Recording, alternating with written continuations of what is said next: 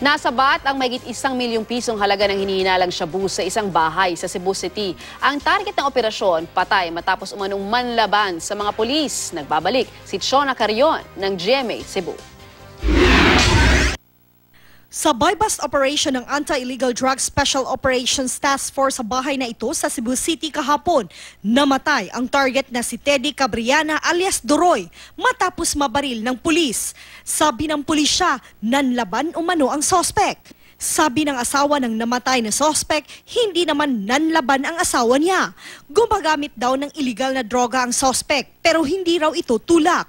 Nakuha sa bahay ni Cabriana ang mahigit 1 milyong pisong halaga ng hinihinalang shabu. Wala taon na sila nakuha bisag gamay, ma'am. Yan, pagkakuha na call sila, kaila kaning bagay.